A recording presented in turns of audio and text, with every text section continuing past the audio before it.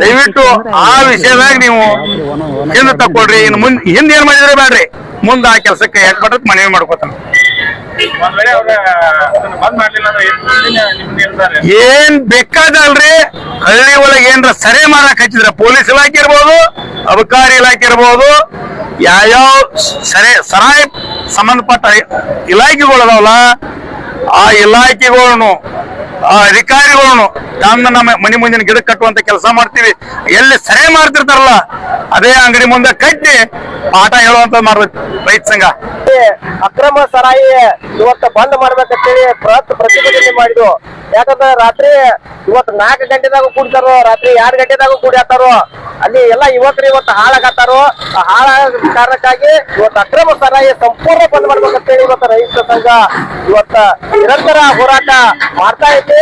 ಆದ್ರೂ ಕೂಡ ಈ ಅಧಿಕಾರಿಗಳು ಮಂಡತನ ಹಾಕಿದಾರು.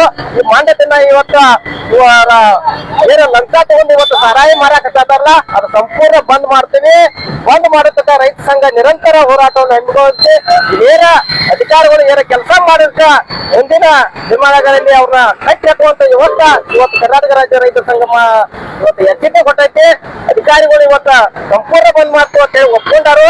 ಬಂದ್ ಮಾಡಲೇಬೇಕು.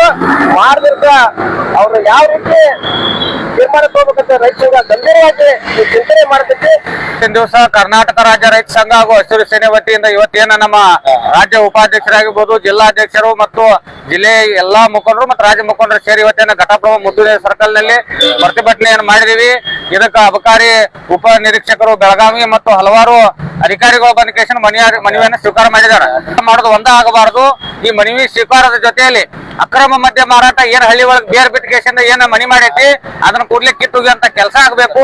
ಇವತ್ತೇನ ಹೆಣ್ಮಕ್ಳು ತಮ್ಮ ಬದುಕನ್ನ ಬೀದಿಗೆ ತಂದು ಇಟ್ಕೊಂಡ್ ಕೂತಾರ. ಈಗ ಯಾಕಂದ್ರೆ ಅವ್ರ ಗಂಡುಗಳು ಕುರ್ದು ಕೇಶಿಂದ ನಾ ಮೊದಲೇ ಹೇಳ್ದಂಗ ಏನ್ ಅವ್ರ ಬದುಕು ಕಡೆ ಲಕ್ಷ ಇಲ್ಲ ಅವ್ರದ. ನಾವ್ ಹೊಲ್ದಾಗ ದುಡಿಬೇಕು, ನಾ ಇವತ್ತ ಕೆಲಸ ಮಾಡ್ಬೇಕು ಅನ್ನೋದು ಲಕ್ಷ್ಯ ಇಲ್ದ ಹೆಣ್ಮಕ್ಳು ದುಡಿಯಾಕ ಹೋಗುದು, ಗಂಡುಗಳು ಕುಡ್ಕೋತಾರ ಹಿಡಿದು ಈ ರೀತಿ ಆಗೋದ್ರಿಂದ ಇವತ್ತು ಎಷ್ಟೋ ಜನರದ ಬೆಳಿಗ್ಗೆ ಅವ್ರು ಸೆರೆ ಕೊಡ್ಲಿಲ್ಲಪ್ಪ ಅಂದ್ರೆ ಕೈ ನಡಗತ್ತವ, ಲಿವರ್ ಫೇಲ್ ಆಗತ್ತ, ಲಿವರ್ ಪೆನ್ಕಿರಿಯ ಬರತ್ತವ.